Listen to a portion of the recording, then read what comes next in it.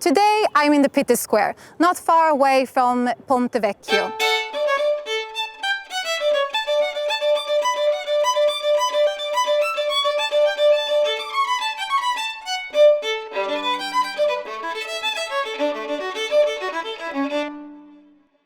Behind me, we have the monumental palace named Pitti, after the family that started its construction. And this palace has become a symbol of ambition and power, risen and fallen. Even though the Pitti started its construction, they never really lived there. They didn't really get along with the Medici family, and soon they found themselves in so deep water they had to abandon the city and the palace. Now, less than a century later, the Medici, Cosimo I de' Medici, and actually wife Eleonora de Toledo, that decided that the Medici should change their residence and come and live on this side of the river. Now, the name of this district, Oltrarno, means just that, on the other side of the river Arno.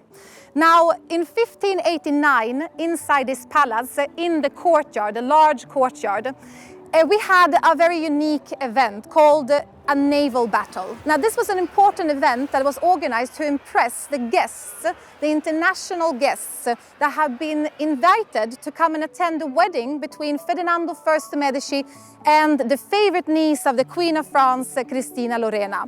Now, can you imagine when they had to get rid of all that water?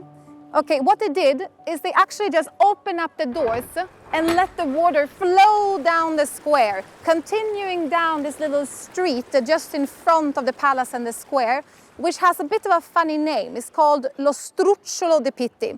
Lo Strucciolo from strucciolare, which basically means to slide. This is really the heart of the Oltrarno district.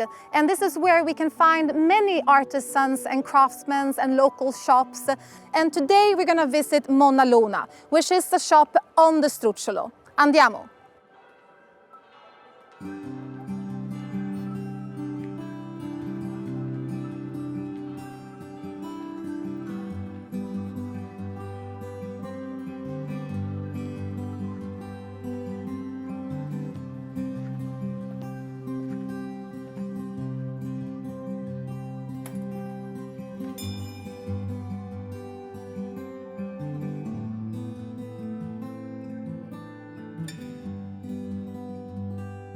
Hi Giovanna, thank you for sitting down with me today. I'm so curious about your brand, MONNALUNA. How did you end up making jewelry? So it's kind of hard for me to put it together in just a few moments. I think it all started when I first came to Italy the first time in 1970 when I was a couple of years old, and I lived in Piazza Santa Croce for almost a year with my grandmother. So in the center of Florence?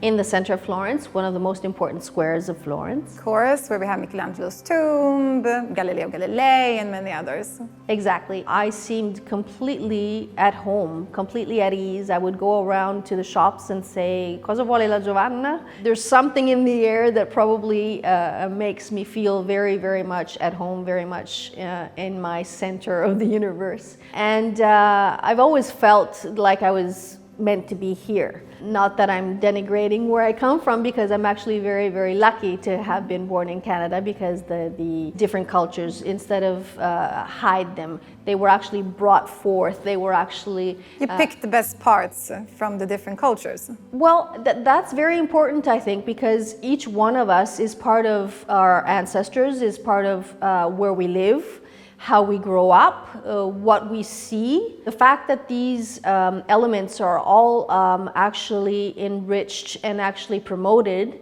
they help bring forth the best of all worlds, of course, yes. So you were saying, Giovanna, that the coat of arms of the Medici family has inspired you, and of course, being in this area of Florence, in this district, you cannot but think about also Eleonora de Toledo. Now, looking at paintings, she was really famous for her impeccable style. Would you say that she is one of the Florentine women that has inspired you? She is one of the women that has most contributed, I think, to personal beauties of the Renaissance. And the fact that her adornments are very, very rich and very elaborate have given me a lot of ideas, of course, yes. Just as the Medici spheres that I mentioned to you, yes, in fact, their coat of arms has those 5, sometimes even 6 spheres on their coat of arms. And that is a source of inspiration. She was an influencer of the time, I would say. And she was very conservative, very Catholic. She, as I do, loved also everything symbolic with regards to crosses and fashion in general. So, of course, during the Renaissance, a piece of jewelry always communicated something. Exactly. It often had a meaning, a why behind it.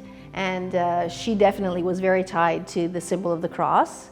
And in that sense, maybe I have something in common with her. And I wanted to homage you with these from MONNALUNA. Thank you, Giovanna. Oh, and crosses. Yes, in fact. Really, really nice. Well, thank you, Giovanna, for having me here today. And thank you for accompanying me. Together, we have discovered MONNALUNA, modern jewelry with a Renaissance soul. See you next time.